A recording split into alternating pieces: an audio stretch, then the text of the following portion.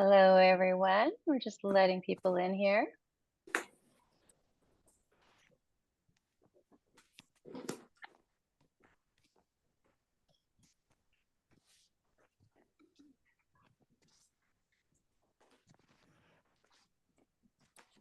We'll just wait another minute or two while we let people in. You can get cozy there, get seated in the spot. And just remember when we do this presentation today that you'll have lots of opportunities to participate by asking questions. We love to have an interactive approach to the presentation. So you can drop questions into the chat at the bottom of your screen, or we'll give opportunities sometimes to unmute yourself.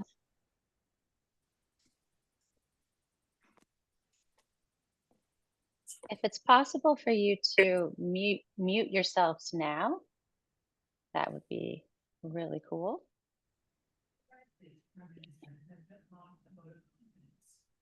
Except for you, Anna. I just muted myself because the dog was barking. Oh, Yeah, she yeah. wants So to if be I part. mute, like whenever I mute everyone, I'll be muting you too, right? Yeah, that's fine. I can I don't know if it will or not because we're co-hosts, but if it does, Oh, I'll just yeah. unmute myself, so it's fine. Okay. Yes, it did mute me.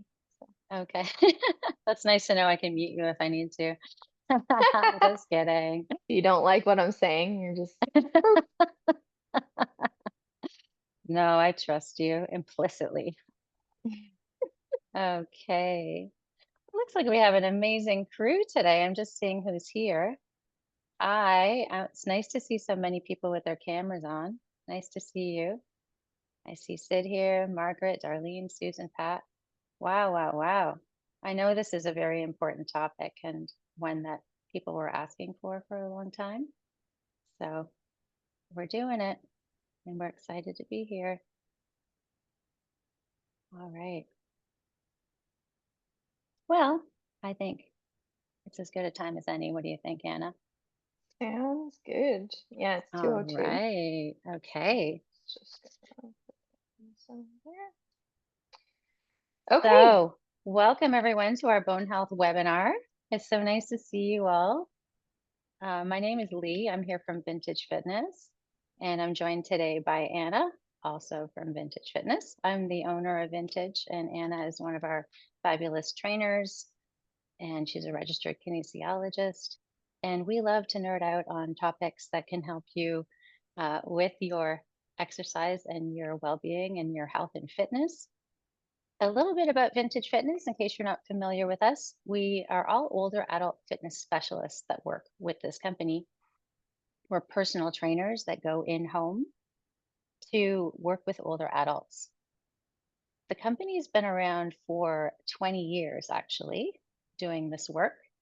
So we've helped thousands of people to better quality of lives.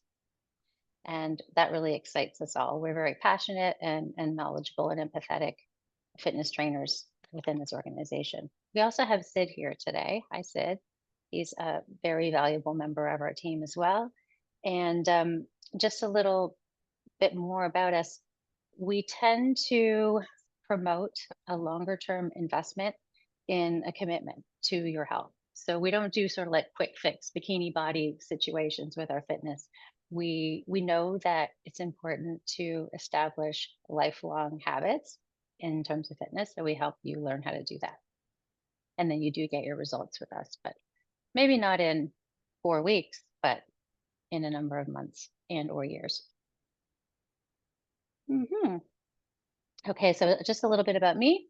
I have an honors bachelor degree in kinesiology from way back when, from Western. Any Western folks here? Oh, yeah. Hi there.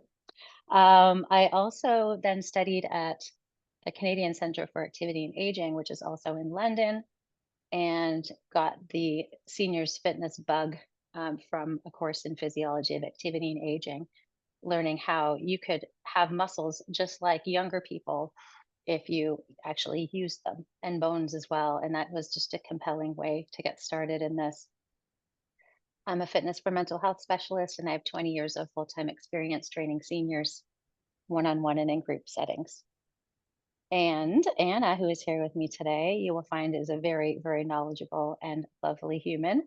Uh, she's a registered kinesiologist with a focus on seniors' health and a personal trainer for adults 50 plus. Now, most of our clients are actually over 65. And I think, Sid, would you say our oldest client would be 95 I at the think we moment? have 198 when we just had 101. Unfortunately, he finally passed away, but we can't make you live forever. But we certainly can make a difference when you're alive, and we keep you healthy and keep you fit for sure. That's right. So if you're shooting for triple digits, we would like to help you get there and do it very well, like that gentleman that Sid's talking about, who was just a tremendous inspiration to us as well. Thank you, Sid. Okay, so this webinar is for you if, and I think all of you are very curious, can you maintain bone strength over the course of your life? How do you prevent bone loss? How do you build bone? Maybe some of you have discovered that you have lost some, and you might want a deeper understanding of osteoporosis, osteopenia. What, are the, what does it all mean? And is it inevitable? And spoiler alert, it's not.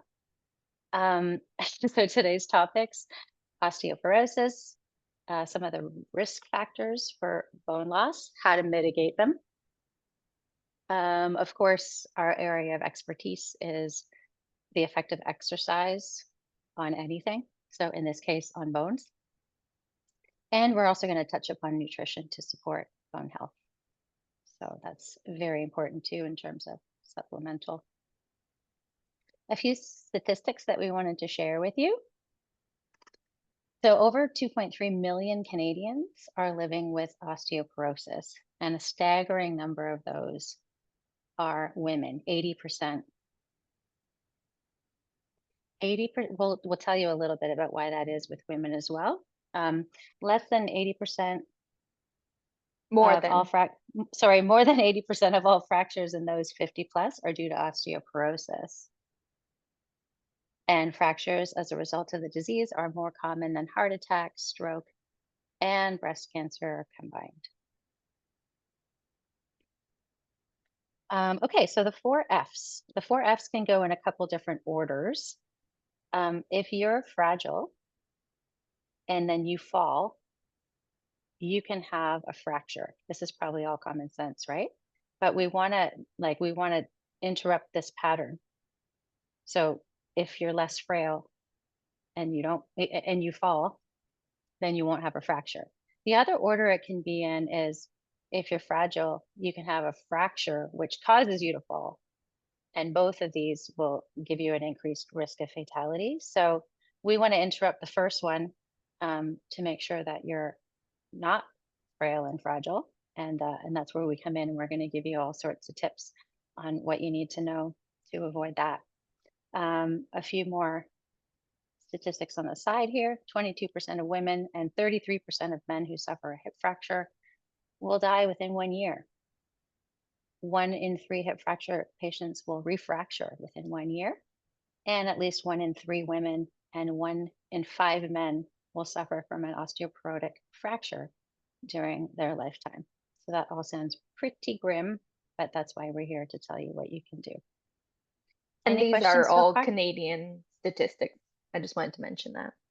Oh, that's perfect. Thank you so much. Yes, from Osteoporosis Canada, right? Yeah. Amazing. Okay. So what is osteoporosis? Um, it's a silent thief. So less than 20% of fracture patients in Canada currently undergo diagnosis or adequate treatment for osteoporosis. And then something that it's important to know is bone loss is a continuum. So you can have normal bone to then osteopenia, which is mild bone loss. Osteopenia would be about 10% less than what is considered normal. And osteoporosis is moderate to severe bone loss, and considered to be 25% less than normal. And I'm going to hand it over to Anna to like nerd out a bit more on the stats of exactly what the numbers are. So if you have had a bone scan before, this will give you the specific numbers. Okay, so talking about DEXA scores and T scores on a DEXA scan. So currently that's the most common way to measure bone density in Canada is a DEXA scan.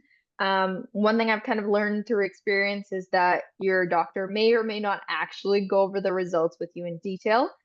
So I'm kind of, we're giving you the information today, so you'll know kind of where you're at. So if you do have a copy of your DEXA results, you can know, where you're at, even if you haven't hit the threshold of osteopenia or osteoporosis. Knowing if you're heading in that direction or not can be beneficial so that you can make sure you're doing, the most possible. So what the T-score is it's comparing your bone density to that of a healthy young adult of the same sex. And normal is at or above -1. When we reach between -1 and -2.5, that's when we classify it as osteopenia. And then osteoporosis is anything below -2.5. The lower it goes, the worse the bone density is. Yeah, so just highlighting again that that's comparing to a healthy young adult. So that's why you're like, why is normal -1? Because there is a little bit of bone loss over time. But yeah, comparing to a healthy young adult. So it doesn't Yeah. sound so grim. Hmm. Yeah, there are other scores that compare to your age group, but most people don't discuss that too much. So we're just going to keep it simple and talk about the Z scores. The T scores, sorry, I'm getting you guys confused. The T scores. And there is a Z score too, but we don't need to go in all that right now. Yes, Yeah. that's the one that's compared to your age group. Your age group, yeah. Okay, so risk factors. There are avoidable risk factors, partially avoidable, and then unavoidable. So in terms of avoidable, smoking, especially in early age, during the growth period, that can affect your ability to create more bone. And we want to make as much bone as we can when we're young and still growing. Low calcium and vitamin D intake. Lack of physical activity. And as we were talking about earlier, fragility is a really big problem when we're, weak, don't have, proper balance, proper strength. So if we're not exercising, we can definitely end up in that category there. Excess salt intake and excess alcohol intake. Both of those can affect your ability to absorb important nutrients and utilize them correctly to make bone. And what about caffeine for that? Would you say caffeine would be Yep, one caffeine. in large amounts? Yes, caffeine is definitely in that as well. People don't always think of sodas as caffeine as well, but they usually have caffeine in them. So sodas, coffee, tea, all of that is going to affect your bone health as well.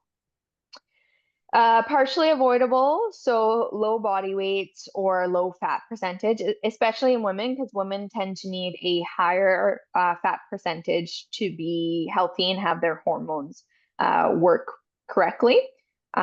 So this is something especially we see in athletes if they're in a sport that requires weight classes. So that's something that, is not ideal.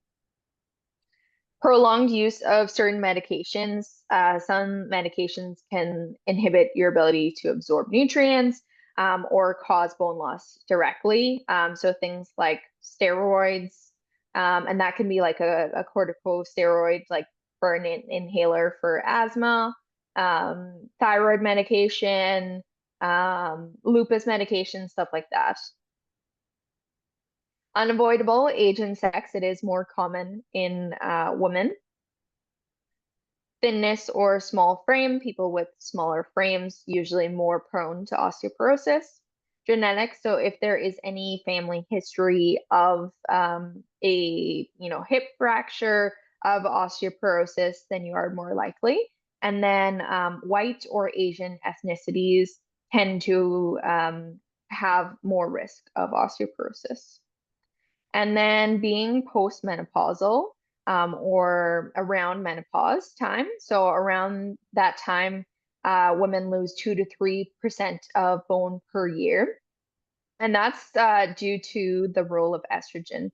So estrogen helps with a lot of things in our body, but specifically in terms of in relation to the bones, it is part of the signaling process to build more bone. So when we don't have the estrogen available, then the body is not able to create as much bone. I think it's actually more so with it, estrogen is the signaling for, it inhibits the signaling for breaking down bone. So when we don't have estrogen, then we break down bone more than we build it up. Yeah, So just wanted to clarify that there. nailed it. Oh, whoops, I went way past somehow. Okay, there we go. Perfect. Okay, so just going to go over the bone anatomy briefly. So it is really important to know that bones are organs and they have a lot of blood flow. A lot of people think of bones as, inanimate objects, we'll say.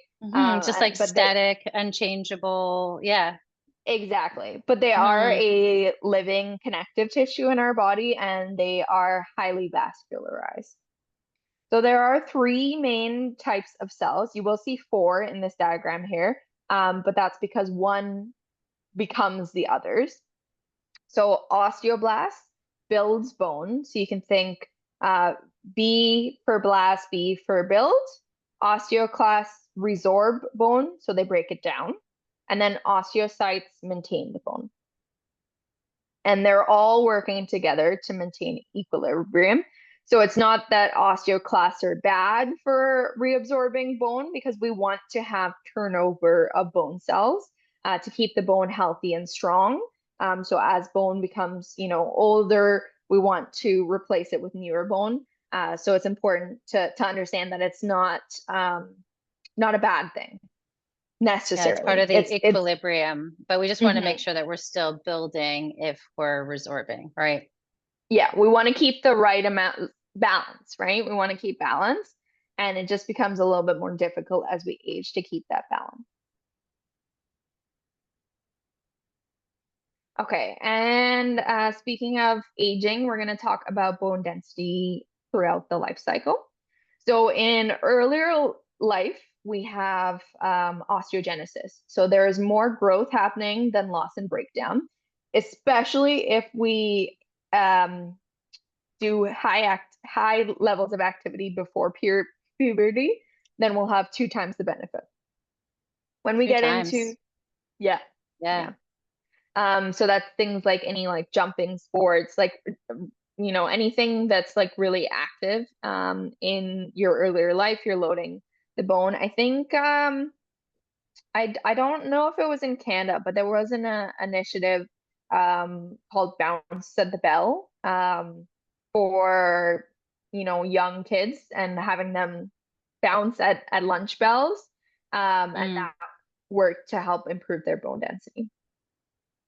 So early to mid adulthood, so that's when we're more in maintenance stage. So the growth and the loss are about equal. And then we usually get our maximum bone density around age 30. So once we reach age 30, when we get into our mid to late adulthood, that's when we start to see mild osteopenia. So loss and breakdown is more than growth. That is normal. As we age, there's a lot of oxidative stress. Just think of it as stress in the body.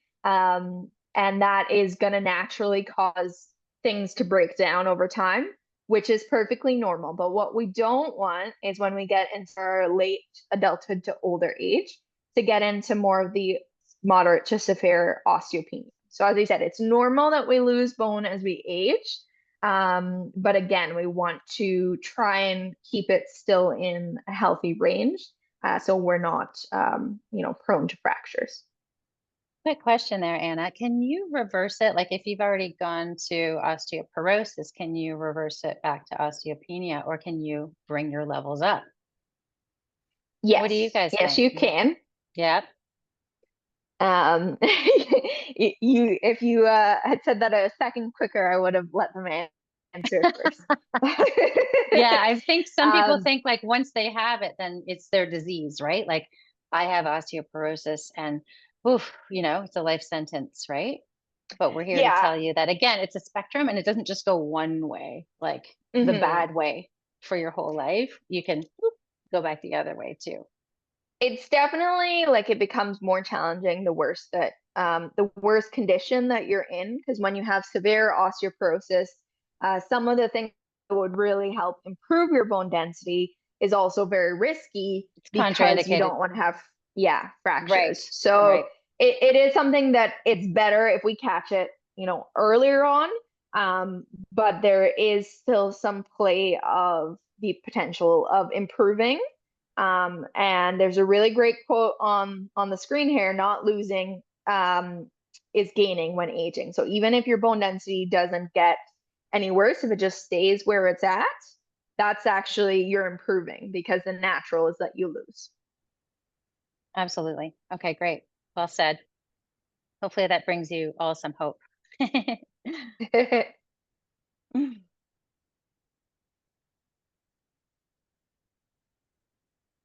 All right.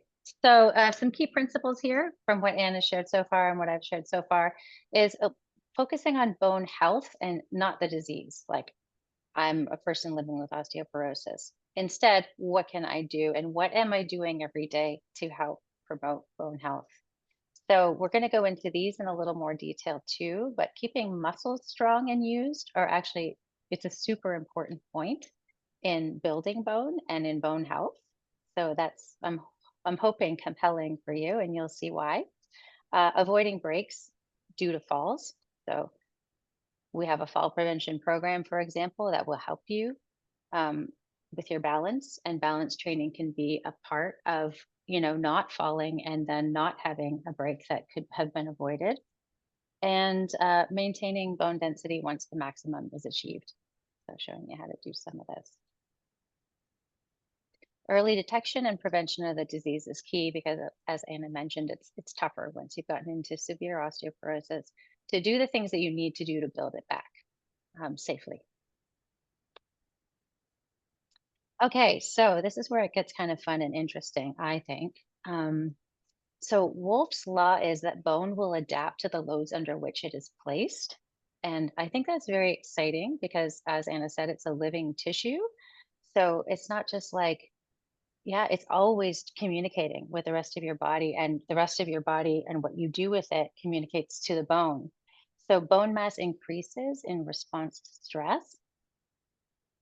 And the tendons attaching the muscle to bone feel the work of the muscles and then signal to the bone to grow. So when you're strength training, you are signaling to the bone to grow. And there's no way around adding that in. This is just a little like seed planting for what we're going to talk about next. The importance of strength training in your regime. So healthy bone loading increases the bone density and threshold reached. And a researcher in the UK found that you need 4 to 4.2 times your body weight to load the bone. How would you do that, Anna? That sounds like a lot. Yeah, and that's where we want to play with other factors besides the exact weight, because for most people, besides maybe power lifters, they can't lift up 4 to 4.2 times your body weight. But to put in perspective, when you walk, we get 1.5 times our body weight. So there are ways to do it, things like change of direction, doing eccentric movements, so really nice slow movements, agility work, things like jumping if it's well tolerated, And then also things like isometrics, because we can safely produce a lot more force with an isometric because you're completely controlling the motion and you can push multiples of your body weight in a way that you wouldn't be able to do, like you wouldn't be able to pick up that weight. Right. Because I know Yeah. I So certainly couldn't do isometric four is times my body weight. exactly. So isometric is one length. So you're holding, like you're loading your body, but you're holding the position. So for example, a plank or, a wall sit or something where you're pushing against a wall with all your might and holding it. Those are all examples of isometric strength. And eccentric, that Anna mentioned, would be something like where you're moving. So you're contracting and releasing, like a bicep curl, or like a push up, or a counter push up, or um, even climbing up the stairs, like some of these things that you do every day are actually, resistance training as well. So yeah, any questions about that so far? You can pop it in the chat, or you can speak freely if you unmute yourself. Yeah, I know we threw some fancy words at you guys, but Mhm. they're simple. They're simple when you break them down. Yeah, that's great. Okay, so let's keep going. So that's Wolf's Law. Oh, I think we moved ahead a Oh, little bit. I did that again. Yeah, it's You keep it's trying to jump very back to your part. Yeah. no, I'm just kidding. it's I know there's like a little very lag. easy to click it by accident. I'll just use the advance button instead. Okay, sounds good.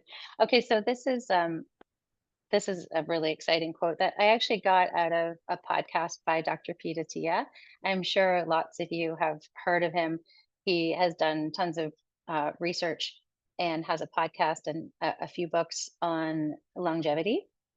The latest book that he wrote was called Outlive, and it's just extremely nerdy and wonderful in terms of all his research. He has like a membership program, but he also has a lot of free podcasts as well. And so we got some fun information from that for this presentation as well, including this direct quote from him. The more force that the muscle puts on the bone, which is directly related to the amount of force you're trying to put on the muscle, even picking something up that's heavy or something like that, the more bone is made. So if it's stressing your muscles and you're building muscle, even stair climbing or some of those other exercises we just mentioned, you're not only building muscle, you're building bone as well, which is kind of exciting because sometimes we're like, I have to do this for my cardio and my heart, and then I have to do that for my bone and that for my muscles. Well, strength training's definitely doing both.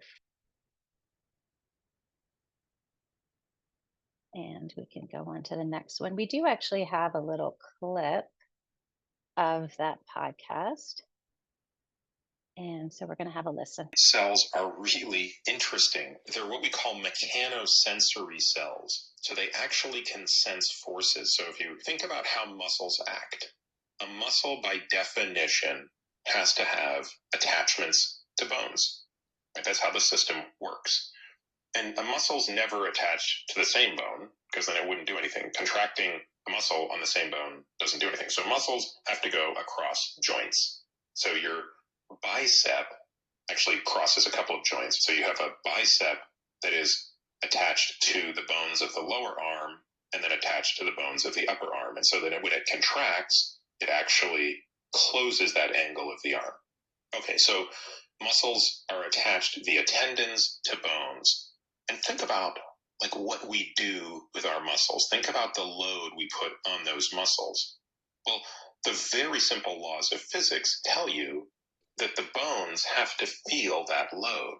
And we often don't think about that. We think about if you're doing a curl with 40 pounds, obviously your bicep muscle is exposed to that. But guess what? The tendon that is attaching the bicep above and below the joint of the elbow is also feeling that. And the bone cells actually sense that load. So if you're lifting something heavy, when you're climbing stairs, your bone senses that they need to support a greater force. And in response to that, it remodels by depositing more and more bone tissue. So bone mass increases in the presence of stress. Right. Thank you for that, Anna. So that's kind of exciting. How many people knew that already, that you can actually build bone from strength training? And for how many people is this new information? All right. And how many people want to start strength training right now after hearing that? Okay, we have a question in the chat right now, actually. And this is really great. This is a great question. Thank you, Virginia. And Virginia says, can you talk about the difference between strength training and resistance training? And it's so funny because when I used them interchangeably before, I was like, I wonder if everyone's watched our webinar on weight training, which, we can share with you when we give you the recording for this, because Virginia, if you want to go down that rabbit hole, there's tons of awesome stuff in there too that Anna and I did last year. But strength training and resistance training and weight training are all the same thing. They're all the same thing. Actually, I just remembered that it was myself and Aaron that did that one last year. All right. We do most of them together, though. Yeah, we do most of them together. That was me and Aaron. So yes, strength training, resistance training, weight training, all the same thing. You can use your body weight. You can use weights. You can use bands. You can use machines. The important distinguishing factor, whether it constitutes strength training or resistance training, is if it's a challenge for you and for your muscles. So that's going to depend from person to person, right? How much load you can put on your body. Does that answer your question? Okay, awesome. Okay, so the summary of exercise principles for bone health. So we're talking about types of exercises that you're going to want to focus on to grow your bones and keep your bones healthy. So I think we already made it really clear that resistance training, strength training, or weight training is very important. Load the muscles equals loading the bones. Weight-bearing endurance activities. Little spoiler alert, walking is not good enough as a weight-bearing activity to build bone. But it's still somewhere on the continuum of things that can, be moderately helpful. If you're adding load, like let's say rucking, or people use the weighted vests and stuff, that can help a little bit more. And then, people are talking about jumping activities as being all the rage right now. There's another wonderful longevity expert who's a surgeon, Dr. Vonda Wright, and she talks about jumping as being an important exercise to add in. It's not for everyone at all times, but if you're in the stage where you can incorporate that, and a trainer, especially within our team with the older adult fitness specialists that we have, can tell you whether or not it's appropriate for you right now or something to work up to in the future. And then, of course, we do suggest balance training as well. But it's not specific for building bone. It's more making sure that you don't fall as well to potentially have a fracture. Thanks, Anna. And then more on the summary of exercise principles for bone health. Anna, did you want to share a little bit more about this one? Sure. We do also have another question in the chat. Weight/resistance training with osteoporosis. What is safe to prevent, say, a stress fracture? I will start by answering this question and then go into these exercises here. So the true answer is it depends. It's going to depend on the person, where your bone density is at. And that's where we're going to give you kind of general guidance for exercise. But in terms of the specifics of exactly where you need to start, it's really something that you need one-on-one assessment, conversation. because there are a lot of factors that affect your bone density, and that's where we say jumping is not right for everyone. If someone is in that more severe osteoporosis category, we're not going to ask them to jump. Yes, that would increase their bone density more quickly, but if they lose their balance, they will probably have a fracture. So unfortunately, the answer is it depends. But definitely someone from our team would be able to more assess what your needs are and what would be safe for you without risking a stress fracture. Okay, hopefully that kind of answered your question. I know it depends is the worst kind of answer, but it's very true in this case. So in terms of some of the frequency, so we want to do exercises 3 to 5 times a week for those weight-bearing activities. Resistance training 2 to 3 times a week, and we can combine these as well. They don't have to be separate. Not everyone wants to work out 7 days a week. So there's definitely, we can incorporate them, but we want to touch on these points, between 2 and 5 days a week. Intensity, we do need to hit that moderate to high intensity to be able to get that osteogenic threshold and build the bone. And that's where we say that just walking on its own, as I said, that's 1.5 times your body weight. So it's not going to be enough to reach that osteogenic threshold unless we're adding weight, changing speed. Did you have a question there? I was listening to a live podcast just on.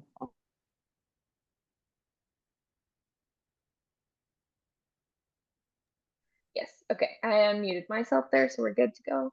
But yes, if we're adding things like change of direction, speed, that can affect the intensity. So it's not just the weight that we're lifting that plays into the intensity there. And as we said, those static holds can be a good way to increase intensity without increasing risk. So actually, I guess that would be, part of the answer to your earlier question about, what would be safe. Isometrics are generally quite safe. But again, for a more specific overview, it needs to be specific to you because each person is so different. In terms of time, doesn't have to be a huge time. What about cycling, Anna? So cycling is not weight bearing. So cycling will be good for your cardiovascular health. Not so much, I would say cardiovascular health and leg strength. So it will help, a little bit in terms of if you're using the muscles attached to the bone. But in terms of it being for a weight bearing endurance activity, it wouldn't help very much. So it's kind of in between. Like it's still good, but it's not going to be as good as doing more targeted resistance training. That was a good question, though. I think there was another question in the chat. Okay, that was the question. Okay, thanks, Sid. Awesome. Yeah, in terms of there's time, one it more doesn't necessarily. question there too. Sorry, Another from one? Paul. Yeah, Paul's saying, would walking with 2 pounds of ankle weights help with bone health and density? And that's a good question. A lot of people ask this question, like, what about ankle weights? Do you want to I would tackle that say- one, Leigh? Or Yeah, sure. I would say it would offer slightly more than none. And we're going to get to this a little bit more in a minute. But generally, again, you'd want to stress your body more than that. You'd still need to do strength training in addition to your walking, even with the 2 pound weights. But the 2 pound weights is better than no weights at all. Or you could do, again, rucking, which would be like carrying a pack or a weighted vest. Again, still have to do the strength training one way or the other is what we're recommending. yeah. Thanks, And Paul. I think it's important as well to keep in mind, again, that each person is going to start at a different level. So if you've never walked with ankle weights before or with weight before, you're going to want to start really light. And that may not, give you completely optimal results, but you need to work up to it or else you're risking injury. So that's really important Yes. as well. And another message in the chat here. Thank you so much, everybody, for your participation. Mary, this is such a good point. And I was actually thinking that when I saw this slide as well. Mary says, you know, the recommended frequency, intensity, and time is a little discouraging for her from starting because it sounds like a lot, right? And I see your point there 100%. But Mary also says she does participate in these activities, but to a lesser degree. So, of course, this is just like the ultimate, right? The ultimate, what you would want to work your way up to. But, you know, including strength training twice a week if you can, and you know, another activity for weight bearing and cardio twice a week, you know, once a week, anything's better than nothing, right? And baby steps is okay as well. So I hope that helps. That's very true. Oh, yep. And then, oh, this is good. Everybody's getting excited here. Okay, Virginia's back. She says, I mentioned Dr. Wright. Her name is actually Vonda Wright. So it starts with a V for Victor, Vonda Wright. Yeah, definitely look her up. She's really awesome. And then Betty is asking, does Vintage Fitness offer weight training classes rather than one-on-one? Great question as well. Most of our sessions are one-on-one. That's our main offering, but occasionally we do offer classes as well. So if you're not on the newsletter, make sure you go to vintagefitness.ca, sign up for the newsletter, and you'll be the first to know about any classes that are open to the public. Okay, so is that all And the questions for now? I think so. Leigh, correct me if I'm wrong, but also if there's a few people who wanted to work together, that's something we could do as well, right? Like 2 people together if you want to kind of create your own small group. Absolutely. So 2, 3, 4, 5. Did you want to add anything to that, Sid? In terms of structuring and a new program? Normally we go up to 3, but certainly if a group of more than 3 get together, we can certainly do that. Absolutely. Yeah, good point. Thanks, guys. Awesome. Yeah, and the other thing that I kind of wanted to touch on, I gotta remember what your name was here, Mary. In terms of, you know, the frequency can be really daunting. But I think the saving grace sometimes is the time. So you don't have to do long amounts of time, and some of the studies actually suggest that it's not any more beneficial. So when they compared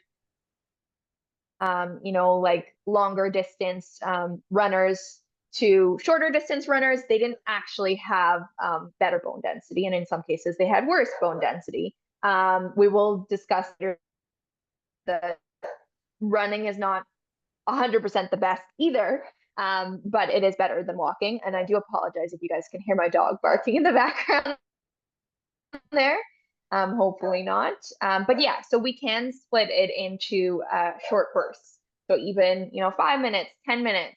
That's what I always kind of recommend if anyone's having trouble with starting. Just trying to incorporate it into your daily life. You know, doing a set of stairs, going up and down the stairs, doing a few quick weights, doing a few sit to stands or squats. Like all these things do add up and make a difference. And as Leigh I was said, gonna say, something is always going yeah. to be better than nothing. Yeah, so good. And you know, I love stairs as an example because and sometimes when I'm giving homework, you know, to a new client, the only thing, like if I'm giving one thing, I'll give stair climbing. And so people are like, that's it. But it's cardio, it's muscles, and it's bones, you know. And it's enough to get started with something. So I hope that helps. Okay. All right. So You yeah. want to tackle this, Leigh, or you want me to keep going? Sure, I'll go in and then you can add on if you have any extra ideas here.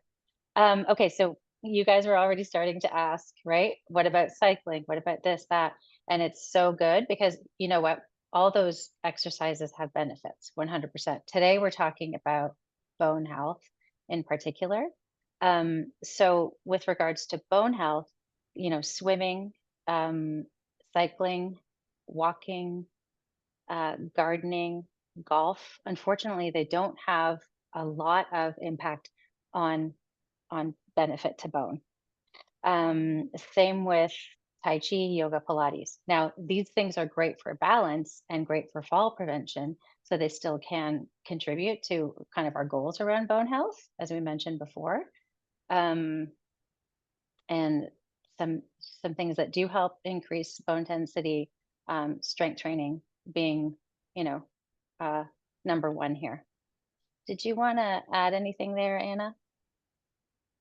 The one thing that I did want to mention when we were talking about walking with weight, and like either like rocking like with a pack or with a weighted vest, it's just again reiterating the word of caution. You got to start slow if you've never done it before. And two really big one is posture. So if you're going to put weight, you have to make sure that you can walk in good posture with that weight. If you can't, you're more likely to do more damage than good. Yeah, So very good we point. don't want to put weight and then walk like this.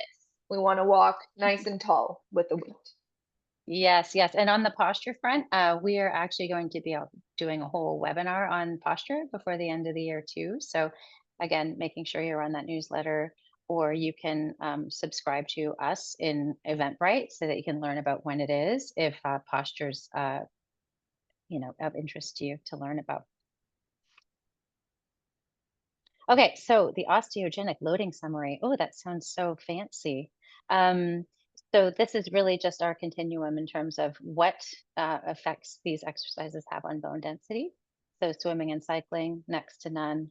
A brisk walk is a little bit better. Run, jog is better than that. Again, running and jogging isn't necessarily suitable for everyone, but it can still be better than the brisk walk.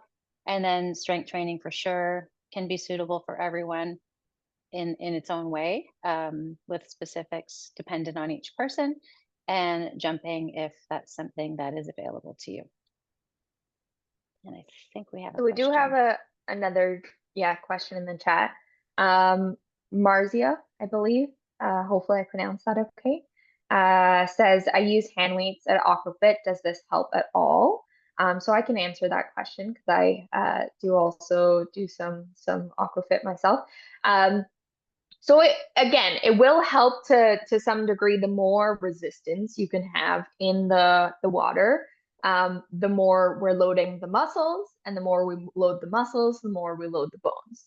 Also, Aquafit is great for joint health, flexibility, mobility, and the more mobile, flexible we are, the stronger we are, the less risk of falling. So it is going to help. It's still not the epitome of the absolute best thing that you can do. But important to remember, the absolute best thing you can do is the thing you will actually do. So if you are not going to do strength training at all, like there's no way it's going to happen, but you can do your Aquafit, and then you just want to make your Aquafit as challenging as possible, so you're really fatiguing the muscles. Epic, yes. All right, so now we're going to talk a little bit about nutrition, but before we do that, any other questions before we kind of move on to the nutrition side of things? I think we're good for now, but Leigh, if you see any come up, you can just let me know. That's good. Okay, so kind of some key principles, a little bit nutrition and exercise combined here. So we want to avoid calcium robbing habits, and we'll talk a little bit more shortly about what that means, and then those medications that can affect our calcium absorption. We don't want to fall, so that's why fall prevention balance training is so important, and we run an excellent program for that. And then staying active. So that's minimizing the bad to maximize the good. We want to increase the bone density when we're young. Obviously, none of us can do anything about the time that's passed before, but we can focus on keeping our bone density with age, and in some cases, improving that bone density. So we want to keep those muscles strong and used, as we talked about earlier. And then we want to synergize or enhance the helpful. So calcium and vitamin D, potassium, magnesium, phosphorus, And then we want to manage our hormonal profile. So there's a lot of hormone interaction with bone building. Calcium in particular is very tightly regulated by hormones.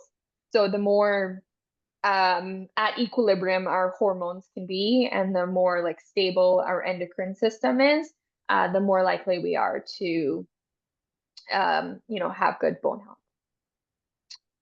Okay, so let's talk about the top nutrient players. So in terms of structural building blocks, we have calcium and phosphorus. And then vitamin D3 and vitamin K help us to utilize calcium and phosphorus and to build the bones. So it's going to help with the minerals going into the bone matrix. But the calcium and the phosphorus are the main building blocks for the bone. Something to keep in mind that I'll touch on a few times is that there are such a thing as too much of some of these vitamins. So vitamin D3 and I believe K, but I'm drawing a blank on that one, are fat soluble. So if a vitamin is fat soluble, our body won't get rid of it if there's excess, and we can accumulate too much, and that can affect our body's balance. And something like calcium, if we have too much, can cause kidney stones or clog our arteries. So we want to make sure we're having the right amount. Yeah, and so that is when you're something doing that is, supplements, you can, yeah, sorry, I was going to say you can talk to your doctor about the right amounts too, right? exactly. Yeah. That's the big thing, just talking to your doctor and figuring out what the right amount is for you based on what you currently eat, and then you can figure out if you need to supplement and how much is appropriate. Did you have anything to add, Leigh, before I continue? No, that's all. Okay, awesome. Some of the support staff. So vitamin A and vitamin C. Vitamin A is another fat soluble one, so you can have too much. Vitamin C, if you have too much, you'll just pee it out, so it's not a big deal. Zinc, magnesium helps our body to use the vitamin D. There's copper, fluorine in our bones as well, and then trace minerals of strontium, vanadium, boron, and silicon. So we are going to go over kind of the big players in a little bit more detail here. So calcium, as I said, is one of the building blocks of bone. So it's going to provide strength and structure for the bones. Bones are a storage site for calcium, and as I said, it is tightly regulated by hormones. And that's why we want to make sure that we are having enough calcium in the diet, because if we don't have enough, then our body will pull the calcium that we need for cellular functions, because calcium is very important for all over the body. It'll pull it from the bones, and then that will weaken the bones. So again, it's not necessarily a bad thing that we pull calcium from the bone. That's how we regulate ourselves. But if we're having to pull from the bones often, if we're not consuming enough calcium, then that is going to affect our bone health. Some calcium-rich foods include dark leafy greens, tofu, dairy, and fish.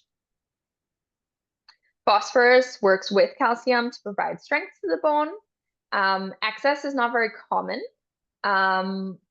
or rather, deficiency is not very common, and excess is not much of an issue unless you have kidney disease, then it may be an issue. And then phosphorus-rich foods include eggs, milk, cheese, nuts, bread, fish, legumes, and meat. Vitamin D has lots of important functions as well as consequences when we don't have enough. So functions, it can help maintain that healthy bone density by helping to absorb the calcium, helps with muscle coordination, reducing inflammation, pain control, regulating blood pressure, cardiovascular, immune, and central nervous system functioning. It can act as a mild antidepressant and aids in cancer prevention. And of course, we do get vitamin D from the sun as well.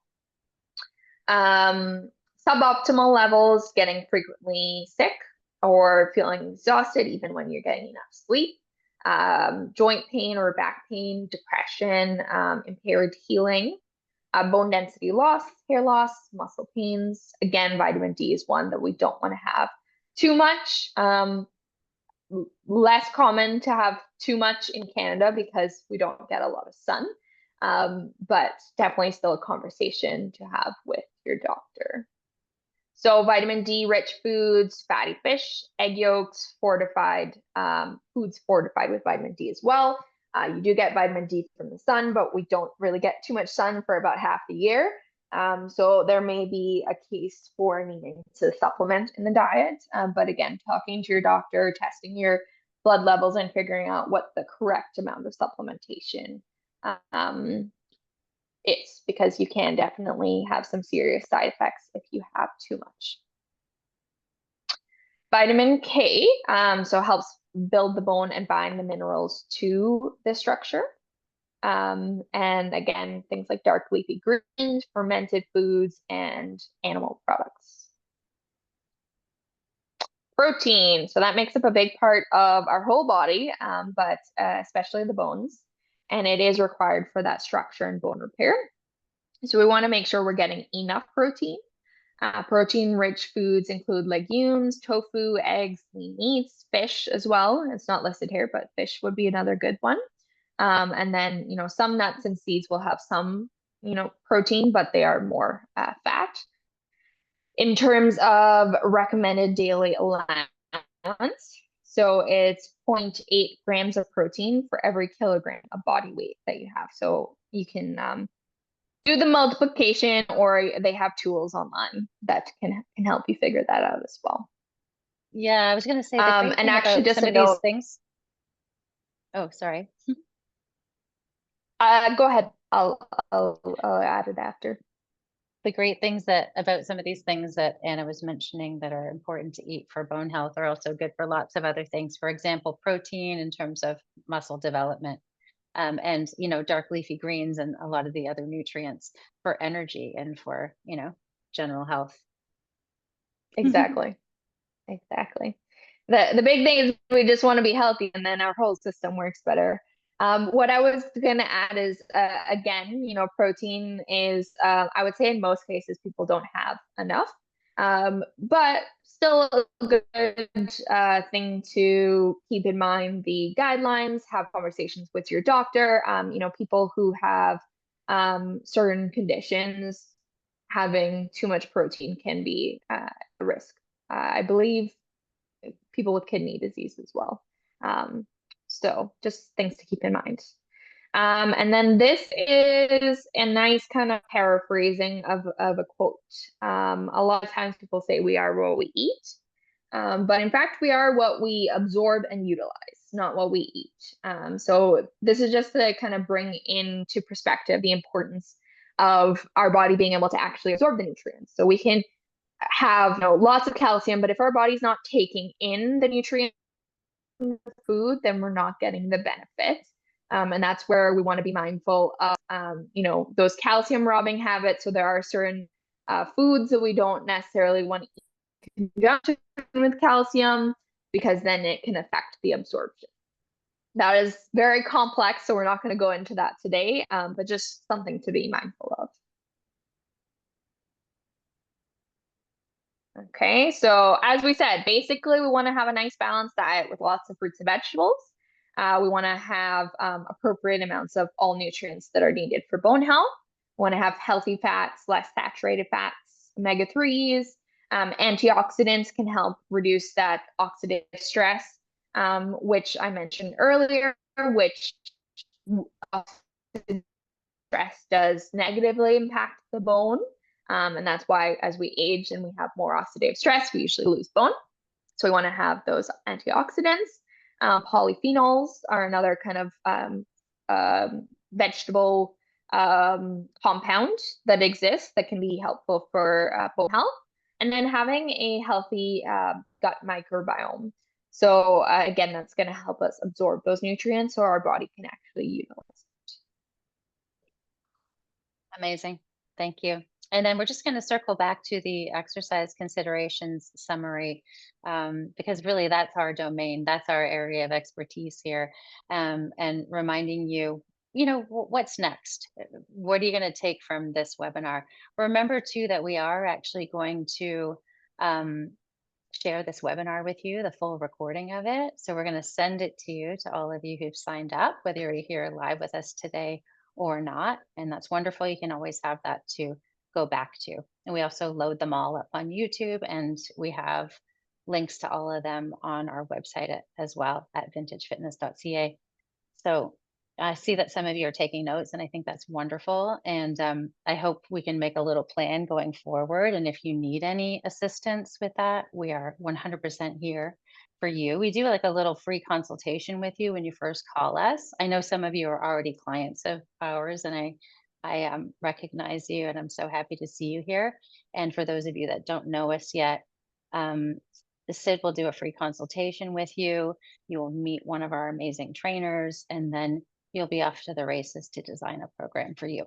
But in terms of a summary of exercise considerations to take with you today, strength training is paramount to increase the bone mineral density. So again, we're not getting around that one. Those other things are wonderful. And if they're fun and you love them and you're getting benefit from them, it's very important to keep them in your routine. And then we can also just add a little bit of strength training there too. Nothing too daunting. The more it strains your muscles, the better it is for your bones. We learned how that works. You're building muscle and bone at once, which is great. So it's a twofer.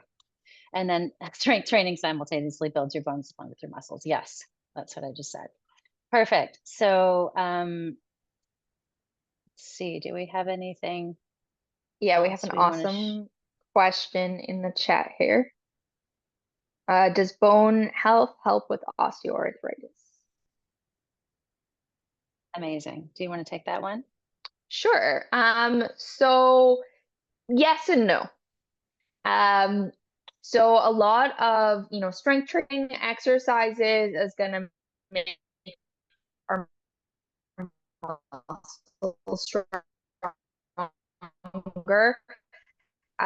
That's gonna help support the joint, which is not gonna reverse the damage in the joint capsule.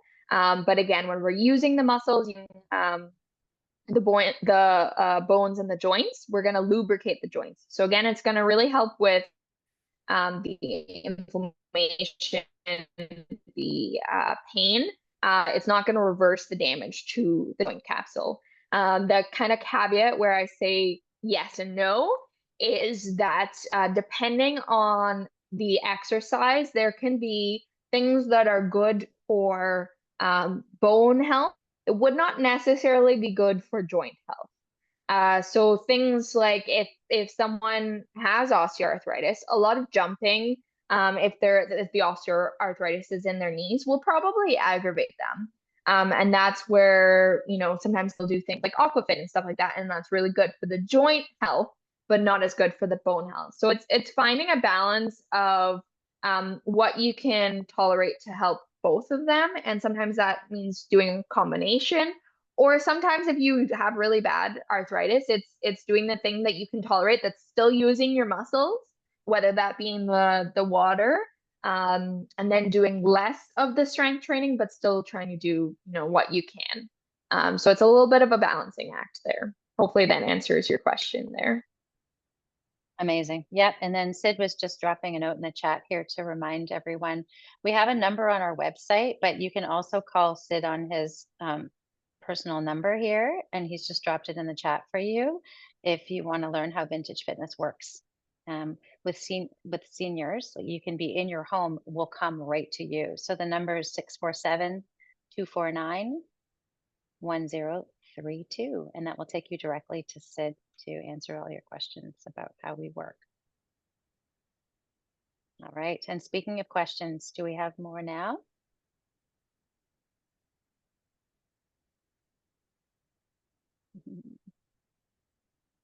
I love that everybody's been asking them all the way along. That's good. Oh, and Virginia says, thank you very much. Very helpful. Thank you, Virginia. Anna, would you mind going to the next slide and we'll just show people where they can find us? So Yep. this here is our website. So vintagefitness.ca, that's our phone number, or you can again use Sid's personal line.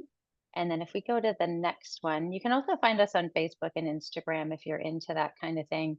And we have hundreds of videos on YouTube. And we actually have specific exercises for different conditions or concerns that you may have. So you can look them up according to like osteoarthritis or, joint pain or back pain or knee surgery or anything. And it'll take you to all the videos pertaining to those concerns or considerations, hundreds of them. And they're all done by Vintage Fitness, older adult fitness specialists over the years, over the last 20 years. So kind of fun. And then Hillary says, thanks very much as always. Thank you so much for coming, Hillary, all the way from Scotland. That's pretty cool. You're probably the farthest one. Anybody else farther? And it's wonderful to see some of your faces. Thank you for keeping your video on, some of you. And thank you for those who came anyways, even without the video. It's lovely to have you participate. I see my mom's in there. Oh, that's nice. Hi, Mom. All right. And then Betty says, thank you for the great info regarding bone fitness and weight training. And just remember that you have access to this video for as long as you'd like it. Was there anything else that you wanted to add, Anna or Sid? No, I think we did an awesome job of giving lots of great information, and I'm really happy that you guys asked some excellent questions as well. So yeah, no, I'm Yeah, that happy. always helps. Thank you so much, Anna. I really, really appreciate your help in this. You're Of such a course. good expert here. Yvette says, thank you. Best webinar yet. Aw, thanks. And Shireen says, thank you for the very informative webinar. And finally, Sid says, oh, yes, this is a very important thing I forgot to mention. If you're far away, if you're not in the greater Toronto area, even if you're in Scotland or wherever you like, we can help you virtually. So even if we don't go in your home, we can do online sessions with you. So we would just Zoom you in and show you what exercises to do. And it's actually very effective. We have a lot of clients that work with us virtually now, and some in other countries. Sid, where's the farthest one now? I think Switzerland. Yep, that's Switzerland right now, for sure. Switzerland. Yeah. Yeah. So, it's great that we can connect this way no matter where we are. And yeah, one more thing I wanted to mention before we sign off, but this is a long one, is we're doing a 5K walk for Send Kids to Camp for the YMCA. We're going to be sharing that in our newsletter, and we're inviting our client community to join us.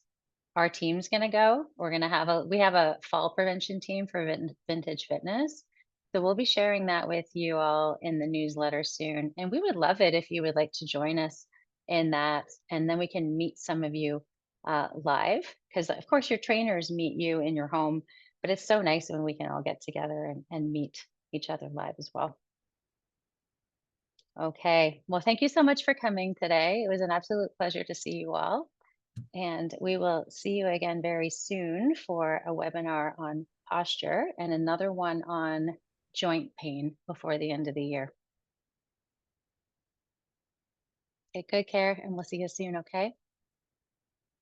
Bye. Thank you.